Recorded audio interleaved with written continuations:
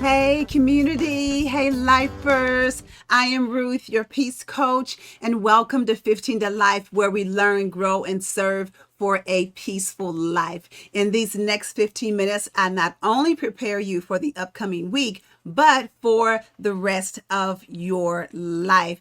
Thank you so much for joining me tonight. I have two special guests. I sort of wrangled them in. They were over here for dinner, and I was like, hey, why don't you join me for 15 to Life? So I have my great niece, Courtney Dawn, back here. Hello. I think y'all may have seen her before if you've been watching me.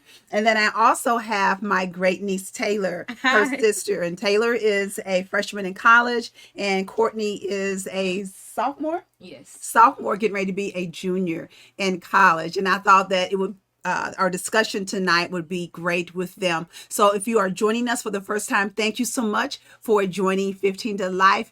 Here in this community, we support each other, we love on each other. And if this is your first time, put your name in the comment section, because I would like to know that you are here for the first time so that we can welcome you to our community. We like to say that we are lifers because we are doing life together. That is what we are doing. We're doing life together. So, all right, if y'all are ready, put something in there. Tell me that you are ready, because I know I'm ready. I'm so excited, and we have a lot of great information to share. And I do want to very quickly take you to my website so that you can see my website there for those of you, if this is your first time following me. This is my website here. You can find it at myperfectpeace.com, myperfectpeace.com. And what I would like for you to do is subscribe to this, because when you do that, anytime I post anything new, you see it on there, then you will also get my emails that I send out every Tuesday at 9 a.m. And you can see there's my blogs there. There are some vlogs there. So go to my website, sign up for my website, myperfectpeace.com, so that you can get all the information, all of the, like I said, all of the website, and you can get all of my emails, my blogs, and my vlogs. All right, so let's get to it. Our theme this month is Mother May I. Mother May I, because we're in the month of May. So our theme is Mother May I. And our quote is, you get in life what you have the courage to ask for. You get in life what you have the courage to ask for. And so I want you to have the courage to ask for what you want. Our first week, we talked about asking for what you want. Our second week, I got to find my notes here. We talked about the importance of, what was it?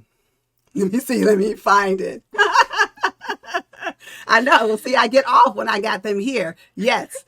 Well, anyway, y'all know what we were talking about. And so if you didn't know, or if you hadn't watched those, then go back and watch the other topics that we were talking about. But if you know what we were talking about, go ahead and put it in there, because I got so much that I want to discuss with you on today. And so our theme for today is Mother May I Be Me. Mother May I Be Me. And you can see the picture here, where we have the before picture and we have an after picture of two women who you can see how they were originally and then how they were photoshopped. And I thought that this picture was just a great depiction of how society sees us. They see us as not being good enough, in the sense that we have to be photoshopped. We have to be shaped into something that we are not. And if you've ever felt the pressure to be something that you're not, put that in the comment section, and then let me know what it is that you have felt the pressure to be something that you are not. And I thought it was so great to have my great nieces here, because they are teenagers. Taylor, you are how old? 19. She's 19. She'll be 20 this year. And Courtney is 15, right? Mm-hmm. She's getting ready to be 16 years old. And so as young women growing up today, what are some of the pressures that you ladies have felt to not be you or to be something to fit in? What are some of the pressures that you guys have faced? Well, basically, like, it's just like you said, it's a lot of pressure now, especially in our generation. It's a lot worse because it's just like they, say like you have to be this and you have to be that. Like you have to be skinny. You have to look like a model or this and that. You have to work. Just stuff just to make us feel bad, less than something like that. To make us feel Mm-hmm. like we have to be this to be appreciated. Mm-hmm. Courtney, have you felt the same pressures or? Yeah. Yeah. And so, do you all feel like when we were growing up, our hair was a big deal? Mm-hmm. Have you felt pressures about your hair, that your hair has to be a certain way or to look a certain way? I haven't necessarily felt like your hair has to be a certain way. I think it's more so like nowadays, Your most of your body. body. Yeah. Your body. Okay. Okay. Just like in the picture that I showed. Yeah. And, and I was telling them earlier, one of the things that when I was growing up, we just had the pressure of the people in the neighborhood, the people at school or maybe the people at church or something like that, just in our direct community. And that was all. But now with the internet, you've got Instagram, TikTok, Snapchat, any other ones, you got Twitter, Mm-hmm. all these, all these people around the world potentially weighing in on who you are. And so I can't imagine the pressure of a whole world. I make a post of me in a bathing suit or something, and then you've got someone from around the world commenting on your looks. And so that pressure is just crazy. And so I don't even know if I would want to be a young person. And I give it up to you ladies. No, I'm for real.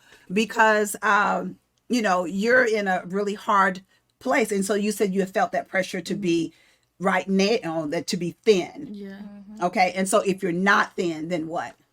Then it's just like you're nobody, like you're nothing. Like, You looked Mm-hmm. at wrong. You're yeah. looked at wrong. Okay. Okay. And then you're judged Mm-hmm. Mm-hmm. for that. Yeah, absolutely. And so if it, again, ladies, if you have felt those pressures, put it in the comment section. My niece here, Courtney, she's watching the comment, so she's gonna let me know some of your comments. So I want to know, what are some of the pressures that you have felt to not be you or to not be who you are? And so when we're talking about being you, what are some of the things that, here's some of the things that I want you to know about you and being you. And the first one is that you have to know that you are an original. Yes, you are an original. There is nobody else on this earth who is going to has ever walked this earth that is just like you. I have to take that off so I can see you. There's nobody else on this earth who has ever been like you. And when you're gone, there will never be another you.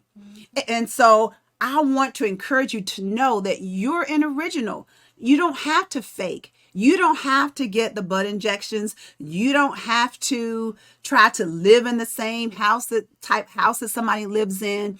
You don't have to drive the same kind of car. You don't have to get the same kind of job. You don't have to do any of the wear the same clothes that somebody else is wearing.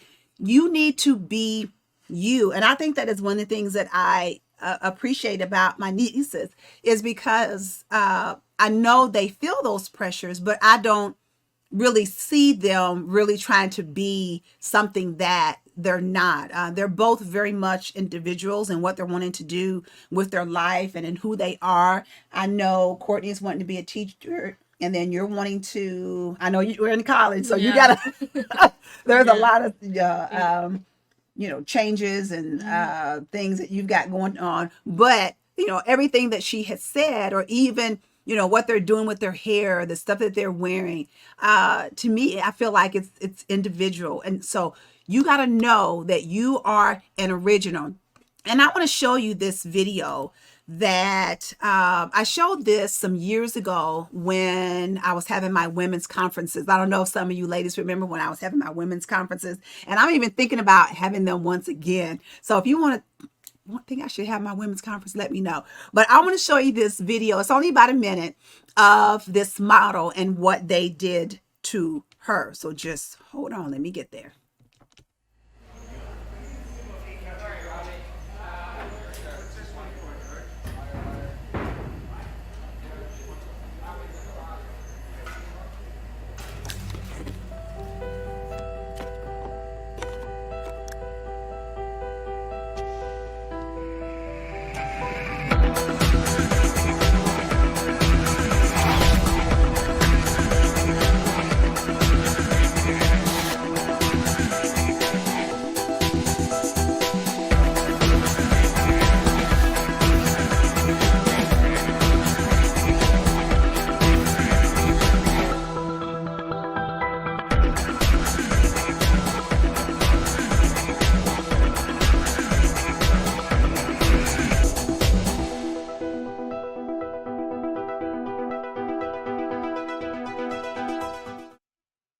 oh my God, can you see what they did to her?